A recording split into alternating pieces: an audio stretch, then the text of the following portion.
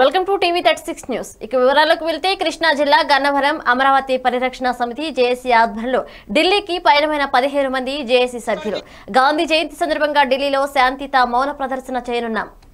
ఇప్పటి వరకు అమరావతి ఉద్యమంపై జరిగిన దాడులపై ఢిల్లీ పెద్దలకు తెలియజేయడానికి ఢిల్లీ వెళ్తున్నాం. ఢిల్లీ వెళ్లిన వారిలో వంగవీటి రాధాకృష్ణ, మాజీ ఎమ్మెల్యే, తెలుగు యువత రాష్ట్ర నాయకులు బ్రహ్మం చౌదరి, ఆర్ఏ శివారెడ్డి, గద్దె తిరుపతిరావు, పి మల్లికార్జునరావు, ఎంఆర్పీఎస్ రాష్ట్ర అధ్యక్షుడు పెరుప్రోగు వెంకటేశ్వరరావు, పరుచూరి కిరణ్, రాంబాబు తదితరులు ఉన్నారు. ఏదైతే ఉందో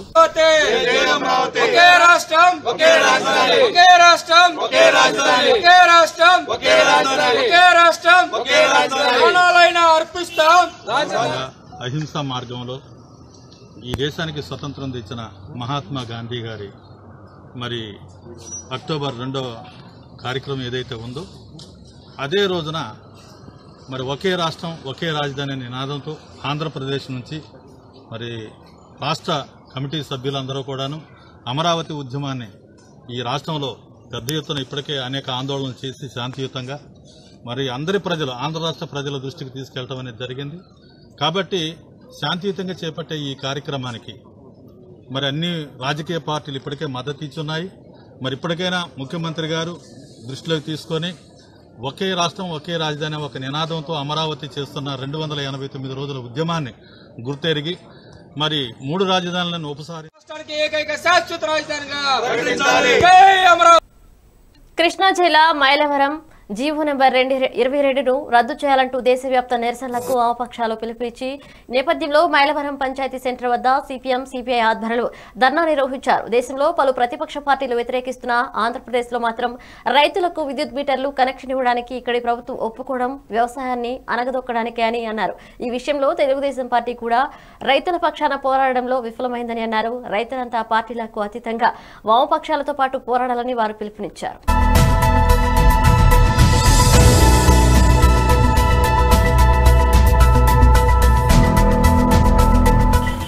సంపదని ఆ పంటలను కూడా దోసుకునేటువంటి పద్ధతుల్లో వాళ్ళకి దోసిపెట్టే పద్ధతుల్లో ప్రయత్నాలు చేస్తున్నారు. దీనికి వ్యతిరేకంగా వామపక్ష పార్టీలు ప్రజలను చైతన్యపరిచి ముఖ్యంగా రైతాంగాన్ని చైతన్యపరిచి పెద్ద ఎత్తున తిరుగుబాటు చేయడానికి పెద్ద ఎత్తున పోరాటం చేయడానికి ఈ దీక్ష కార్యక్రమాన్ని చేపట్టడం జరిగింది. ఆ దీక్ష కార్యక్రమం ద్వారా రైతులంతా మమేకమై రాజకీయాలకు అతీతంగా రైతులు, కార్మికులు, గ్రామీణ ప్రజలంతా పెద్ద ఎత్తున తిరుగుబాటు పోరాటాన్ని చేయాలి. ఇది మరో స్వాతంత్ర పోరాటంగా రూపొందించి పెద్ద ఎత్తున ఈ మోడీ మెడల వంచి ఈ చట్టాలను అమలు జరపని కూడా చేసుకోవాల్సి ఉందని చెప్పేసి మీ ద్వారా విద్యుత్ ఉత్పాదనలో ప్రపంచ స్థాయిలో సరికొత్త రికార్డులు నెలకొల్పిన నార్ల తాతారావు థర్మల్ విద్యుత్ కేంద్రంలో యూనిట్ల మూసివేతకు కుట్ర జరుగుతుందని రాష్ట్ర మాజీ ఇరిగేషన్ శాఖ మంత్రి దేవినేని ఉమా మహేశ్వరరావు తీవ్ర స్థాయిలో విమర్శించారు. ఇబ్రహీంపట్నం ఏ కాలనీలోని టీఎన్టీయూసీ కార్యాలయంలో ఏర్పాటు చేసిన విలేకరుల సమావేశంలో ఆయన మాట్లాడుతూ కమిషన్లకు కకృతి పడుతున్న పాలకులు జరుగుతున్న అభివృద్ధిని అడ్డంకులు సృష్టించి వారి స్వలాభం కోసం నార్ల తాతారావు థర్మల్ విద్యుత్ కేంద్రంలో పాత యూనిట్లన్న నెపంతో 210 మెగావాట్ల సామర్థ్యం గల 6 యూనిట్లను మూసివేసేందుకు కుట్ర చేస్తున్నారని ఆరోపించారు. రాష్ట్ర ముఖ్యమంత్రి వైఎస్ జగన్మోహన్ రెడ్డి తన స్వలాభం కోసం యూనిట్లను మూసివేసేందుకు రంగం సిద్ధం చేస్తున్నారని అన్నారు. కొత్తగా నిర్మిస్తున్న 800 మెగావాట్ల యూనిట్ పనులు 80% పూర్తయినా ప్రస్తుతం ఎందుకు ఆ యూనిట్ నిలిపివేయాల్సి వచ్చిందని ప్రశ్నించారు. రాష్ట్ర వ్యాప్తంగా ఉన్న విద్యుత్ సంస్థ ఉద్యోగులకు, పారిశుద్ధ్య కార్మికులకు వేతనాలు ఇవ్వడంలో ఆలస్యం ఎందుకు జరుగుతుందని ప్రశ్నించారు. మా కాలనీలు తోడటానికి మీ ఇష్టారాజ్యంగా బయట మార్కెట్ డిమాండ్ సప్లైని బట్టి రేట్లు పెరుగుతూ ఉంటాయి, తగ్గుతూ ఉంటాయి. ఇవాళ 30 పైసలు 50 పైసలు ఆదా చేస్తున్నామని చెప్పి ఫిక్స్డ్ కాస్ట్లో ఖర్చు కానీ ఏదైతే ఆ యూనిట్స్ రన్ చేయడానికి అక్కడ పెట్టే ఖర్చు కానీ లేకపోతే మీరు డిమాండ్ సప్లైని బట్టి పెరుగుతూ ఉన్న రేట్ని కన్సిడర్ చేయడంలో కానీ ఈ ఫ్యాక్టర్స్ని ఏమీ తీసుకోకుండా కేవలం ఒక రాక్షస పరిపాలన, ఒక అరాచక పరిపాలన, ఒక్కసారి అని ఓటేయించుకొని అందరినీ నమ్మించి ఇవాళ గొంతుకు వస్తా వాడు రోడ్డు మీద కూర్చొని ధర్నాలు చేస్తున్నారు. విద్యుత్ ఉత్పత్తి చేయాల్సిన ఇంజనీర్లు, కార్మికులు 4 దశాబ్దాలుగా కన్నతల్లిలాగా ఆ ప్లాంట్ని నమ్ముకున్న ఉద్యోగస్తులు గేట్ల దగ్గర ధర్నాలు చేస్తా ఉంటే స్థానిక ఎమ్మెల్యే నిద్రపోతా ఉన్నాడా? కనపట్టలేదా? మీ అధికారం. గ్రామ వార్డు వాలంటీర్ల ఉద్యోగాలను మరో ఏడాది పొడిగిస్తూ రాష్ట్ర ప్రభుత్వం బుధవారం ఉత్తర్వులిచ్చింది. వాలంటీర్ వ్యవస్థకు శ్రీకారం చుట్టిన సీఎం వైఎస్ జగన్ గతేడాది ఆగస్టు 15న రాష్ట్ర వ్యాప్తంగా గ్రామ పట్టణ ప్రాంతాల్లో కలిపి 2.60 లక్షల మంది వాలంటీర్లను నియమించారు. అప్పట్లో ప్రాథమికంగా ఏడాది కాలానికి గాను వారికి నియామక పత్రాలు అందించారు. ఆ సమయం ముగియడంతో వారి ఉద్యోగ వ్యవధిని మరో ఏడాది పొడిగిస్తూ గ్రామ వార్డు సచివాలయాలు వాలంటీర్ల శాఖ ముఖ్య కార్యదర్శి అజయ్ జైన్ ఉత్తర్వులిచ్చారు.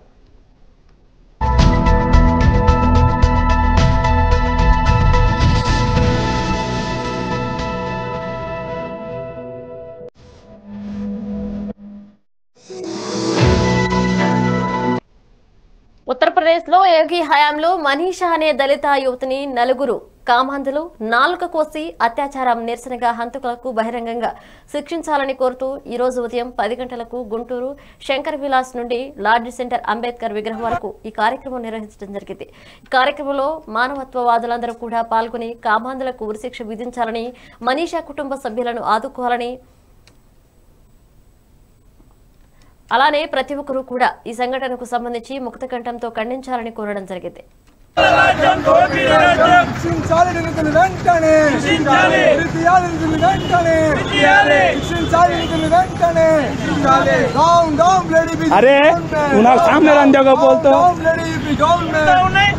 ఈ దాడులను మనం ముక్తకంఠంగా ఖండించకపోతే ఈ యొక్క ప్రభుత్వాలు ఈ విధంగానే చేస్తూ ఉంటాయి. కాబట్టి ఇటువంటి దాడులను తక్షణమే ఖండించాలి. అలానే ఏదైతే దిశపై జరిగినటువంటి దాడికి సంబంధించి ఎన్కౌంటర్ చేశారో ఆ తరహా మరి మనీషాపై జరిగిన దాడిని కూడా అలానే ఎన్కౌంటర్ చేయాలని చెప్పేసి ఈ సందర్భంగా తెలియజేస్తూ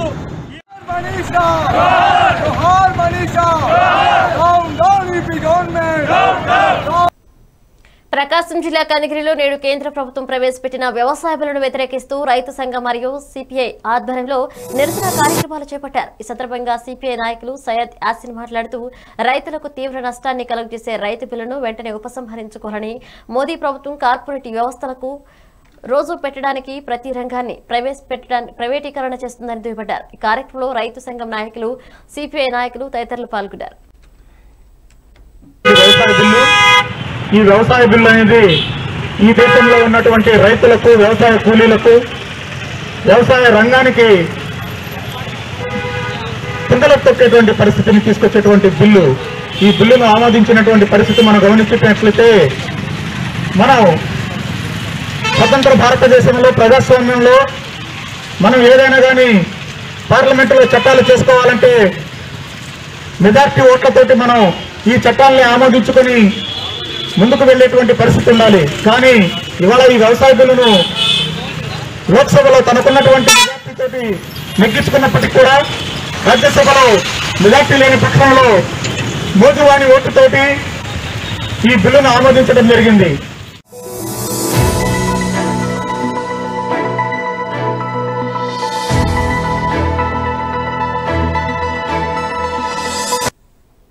నరేంద్ర మోదీ ప్రభుత్వంలో దేశంలో మహిళలకు రక్షణ కరువైందని ఎస్ఎఫ్ఐ, డివైఎఫ్ఐ ఐద్వా నాయకులు తెలిపారు. ఉత్తరప్రదేశ్లో మనీషా దళిత అమ్మాయిపై అత్యాచారానికి పాల్పడి చంపడాన్ని నిరసిస్తూ కడప పాత బస్టాండ్ సిఐటియు కార్యాలయం నందు ఎస్ఎఫ్ఐ, డివైఎఫ్ఐ ఆధ్వర్యంలో నిరసన తెలపడం జరిగింది. ఈ సందర్భంగా డివైఎఫ్ఐ మాజీ జిల్లా కార్యదర్శి మనోహర్ మాట్లాడుతూ మనీషాపై జరిగిన అత్యాచారానికి ఉత్తరప్రదేశ్ యోగి ఆదిత్యనాథ్ సర్కార్ సమాధానం చెప్పి తీరాలని అన్నారు. బీజేపీ నాయకులు మహిళలపై ఇంత దాడులు, అఘాయిత్యాలు జరుగుతున్న నోరు మెదప్రేమని అన్నారు. ముఖ్యంగా బీజేపీ రాష్ట్రాలలో దళితులపై, మహిళలపై దాడులు, అత్యాచారాలు జరుగుతున్నాయని అన్నారు. ఇలాంటివేనా యోగి సర్కార్ ప్రభుత్వాన్ని దేశం మొత్తం ఆదర్శంగా తీసుకోవాలని బీజేపీ వాళ్లు చెప్పేది? మనీషా కుటుంబానికి న్యాయం జరగాలని అన్నారు. డివైఎఫ్ఐ, ఎస్ఎఫ్ఐ జిల్లా కార్యదర్శులు వీరనాల శివకుమార్, సగిలి రాజేంద్ర ప్రసాద్, ఐద్వా నాయకురాలు లక్ష్మీదేవిలు మాట్లాడుతూ 73 సంవత్సరాల స్వతంత్ర భారతదేశంలో అవుకున్న రక్షణ, భద్రతా స్త్రీకి ఈ దేశంలో లేకపోవడం దారుణం, సిగ్గుచేటు అని అన్నారు. ఢిల్లీలో నిర్భయ సంఘటన కంటే ఘోరంగా ఉత్తరప్రదేశ్లో మనీషా ఘటన దేశం మొత్తం కాల్చివేస్తుందని అన్నారు. ఎమ్మెల్యే అత్యంత కిరాతకంగా మహిళని రేప్ చేస్తే అతను ఆ అమ్మాయి కోర్టుకు సాక్ష్యం చెప్పనీకి వస్తే నడి రోడ్డు మీద పెట్రోల్ పోసిన కాల్చి చంపేసిన ఘటన ఉత్తరప్రదేశ్ రాష్ట్రంలో జరిగింది. అది మరొక ముందే మరి ఇప్పుడు దాదాపు అసలుకు ఒక మహిళని అత్యంత కిరాతంగా చంపారంటే భయపడే రీతిలో చంపారంటే ఈరోజు యోగి ఆదిత్యనాథ్ సర్కార్ ఒక్క మాట కూడా మాట్లాడుకోకుండా ఉందంటే దీని పట్ల మహిళల పట్ల రక్షణ వివక్షత చూపుతుందని చెప్పేసి మేము చెప్పదలుచుకున్నాం. ఢిల్లీలో నిర్భయాన్ని ఎంత కిరాతకంగా చంపారో అంతకంటే ఘోరమైన రీతిలో ఈరోజు ఉత్తరప్రదేశ్ రాష్ట్రంలో మనీషాను చంపడం చాలా బాధాకరమైన విషయం అని చెప్తా ఉన్నాం. కేరళ రాష్ట్రంలో ఏనుగు చనిపోతే బీజేపీ నాయకులు దేశవ్యాప్తంగా బంగారు పిల్లిని గురించి పురాణ కథల్లో వినడమే కానీ బహుశా చూసిన వాళ్లు అనదు. ఈశాన్య భారతదేశంలో ఉండే ఈ బంగారు పిల్లని అటవీశాఖ సిబ్బంది స్వాధీనం చేసుకుని అరుణాచల్ ప్రదేశ్లోని తవాంగ్ అడవుల్లో వదిలేశారు. 12,000 అడుగుల ఎత్తులో ఉన్న కొండలు అడవుల్లో ఇవి ఉంటాయి. సాధారణ జనవాసాలకు దూరంగా జీవిస్తున్న ఈ బంగారు పిల్లలు అంతరించిపోతూ ఉన్నాయి. జాబితాలో ఉన్నాయి. ఇవి చైనా, దక్షిణాసియా దేశాల సరిహద్దుల్లోనే నివాసం ఉంటాయి. బంగారు రంగులో ఉండే చిరుతలాగానే ఇది ఉంటుంది. ఎన్నో ఏళ్ల తర్వాత బంగారు పిల్లని పట్టుకున్నారు. ఆ తర్వాత దానిని క్షేమంగా అడవుల్లో వదిలివేశారు.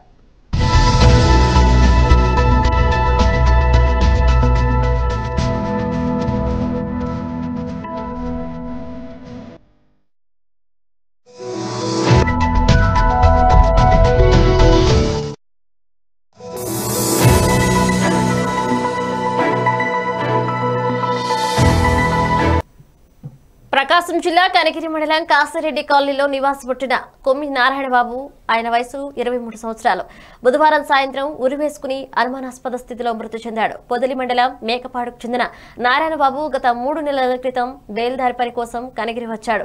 కాసిరెడ్డి కాలనీలో నివాసపుట్టిన నారాయణబాబుకు హిజ్రాతో పరిచయం ఏర్పడింది. 3 నెలల నుంచి ఇద్దరు సహజీవనం చేస్తున్నారు. నారాయణబాబుకు త్వరలో వివాహం చేస్తామని తల్లిదండ్రులు చెప్పారు. అందుకు ఇష్టం లేని నారాయణ ఉరివేసుకుని ఆత్మహత్య చేసుకున్నాడని హిజ్రా ఫోన్ చేసి చెప్పినట్లు బంధువులు తెలియజేశారు. సంఘటనా స్థలాన్ని పోలీసులు పరిశీలించి వివరాలు సేకరిస్తున్నారు. 3 నెలలైందా? మరి 3 నెలల నుంచి వచ్చాడు అన్నాడు. ఇంకా వచ్చేస్తే వీళ్ళు ఎంత చెప్పినా ఏమలా సరే నువ్వు వేసుకొని నువ్వు అన్నకి ఈ మరి చేసేది ఏమన్నా అన్నట్టు వీళ్ళు రమ్మని ఫోన్ చేశారు. ఫోన్ పెళ్లి చేస్తాం రమ్మని అంటున్నారు. కానీ వీడు రాలా. ఈ రోజు సడన్ గా మీ అబ్బాయి ఉరేసుకొని చచ్చిపోయాడు కేసపోయి రండి అని ఆ అమ్మాయి ఇలా ఫోన్ చేసి ఎవరు కొద్ది అమ్మాయి ఎవరైతే ప్రేమించి వచ్చాడో ప్రేమించిన అమ్మాయి నేను గొడవ అయింది ఆ గొడవ మీద ఉరేసుకొని చనిపోయాడు వచ్చి తీసుకెళ్ళండి నేను అని చెప్పాడు. ఇంకా కారణాలు ఏం చెప్పలేదు. కారణాలు ఏం లేదు. మేము వచ్చి కంప్లైంట్ ఇచ్చాము. కంప్లైంట్ ఇచ్చి ఈ పోస్ట్ మార్టం తీసుకొచ్చాము. అబ్బాయి ఏం పని చేస్తుంటాడు? మామూలుగా బయలుదేరి పని చేస్తాడు.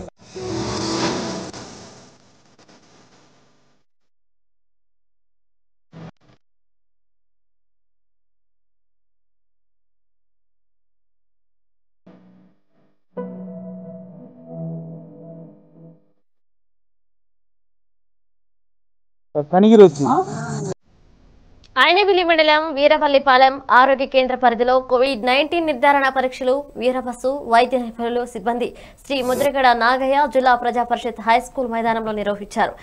మాగం గ్రామానికి చెందిన వెలంకాయల సూర్యనారాయణ జ్వరం, దగ్గు లక్షణాలతో ఈ నెల 24వ తేదీన కరోనా నిర్ధారణ పరీక్ష చేయించుకోగా రిజల్ట్ అయిన సెల్ ఫోన్కు స్టేటస్ నెగిటివ్ గా వచ్చింది. కరోనా లేదనే భావనతో కుటుంబ సభ్యులు మామూలు జ్వరంగానే భావిస్తున్న తరుణంలో 27వ తేదీన మధ్యాహ్నం సుమారు 12:30 సమయంలో అకస్మాత్తుగా దగ్గు, ఆయాసంతో కుప్పకూలి చనిపోయాడు.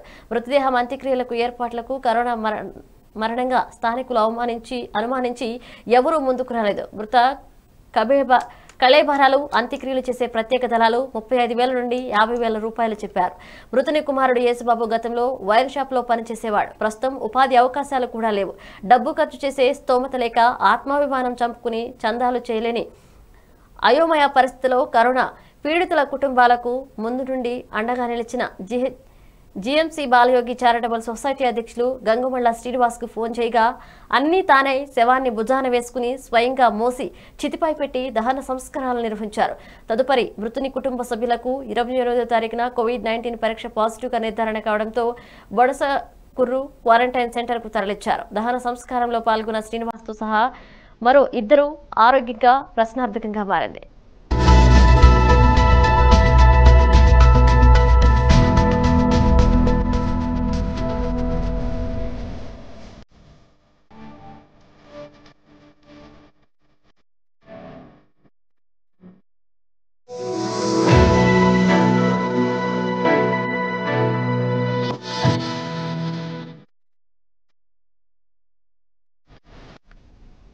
తూర్పుగోదావరి జిల్లా ముమ్మిడివరం నియోజకవర్గంలో వేకువజాము నుండి లబ్ధిదారులకు ఇంటింటికి వెళ్లి పెన్షన్ పంపిణీ చేస్తున్న గ్రామ వాలంటీర్లు కోడి కూయక ముందే ఇంటింటికి వచ్చి పెన్షన్ అందజేయడం చాలా ఆనందంగా ఉందని రాష్ట్ర ముఖ్యమంత్రి వర్యులు జగన్మోహన్ రెడ్డి ప్రవేశపెట్టిన వాలంటీరీ వ్యవస్థ ద్వారా అర్హులందరికీ 1వ తారీఖున పెన్షన్ అందుతుందని సంక్షేమ ఫలాలు ఇంటింటికి నేరుగా అందుతున్నాయని పలువురు పేర్కొన్నారు.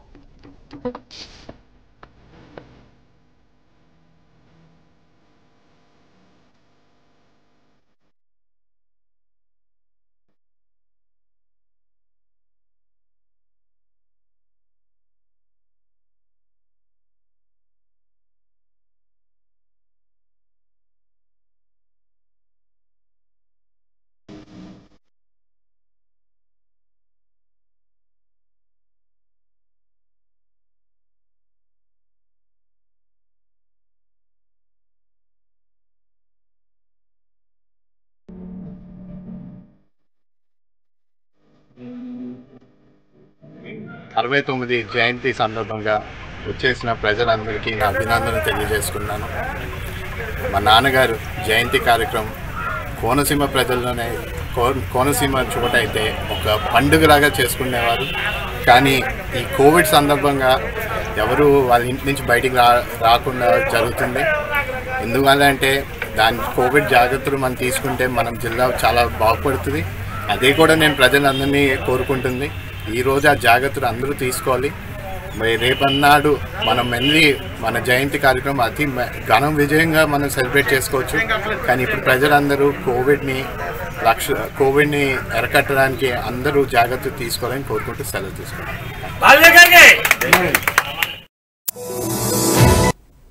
పశ్చిమ గోదావరి జిల్లా నిడదవోలులో కొంతమంది మాఫియాగా ఏర్పడి మాంసం దుకాణాల నుండి వ్యర్థాలను సేకరించి యథేచ్ఛగా రవాణా సాగిస్తున్నారు. సేకరించిన కోడి వ్యర్థాలను మండలంలోని చేపల చెరువులో చేపలకు ఆహారంగా వేస్తున్నారు. ఫిలెట్స్ కు బదులుగా కుళ్ళిన మాంసాన్ని కోళ్ల వ్యర్థాలను మేతగా వినియోగిస్తున్నారు. మాంసం విక్రయదారులకు ముందుగానే డబ్బులు చెల్లించి మాంసం దుకాణాలలో మిగిలిన వ్యర్థాలను ట్రక్ ఆటోలలో చెరువు వద్దకు చేర్చి మేతగా వేస్తున్నారు. ఆటోలో పనిచేసే డ్రైవర్ మరియు హెల్పర్ ఇద్దరు మైనర్లు కావడం కొసమెరుపు. ముఖ్యంగా నిడదవోలు శివారు రాయిమెట్ల గ్రామ చెరువులో వినియోగిస్తున్నారు. దీనిపై గతంలో ఫిర్యాదులు వచ్చినా ఇంతవరకు చర్యలు తీసుకోలేదని ప్రజలు చెబుతున్నారు. ఆటోలో ఈ వ్యర్థాలు రవాణా చేసే సమయంలో తీవ్రమైన దుర్వాసన వస్తుందని స్థానికులు వాపోతున్నారు. ఈ విషయంపై నిడదవోలు ఫిషరీస్ డిపార్ట్మెంట్ అధికారిని వివరణ కోరగా స్పందించకపోవడం గమనార్హం.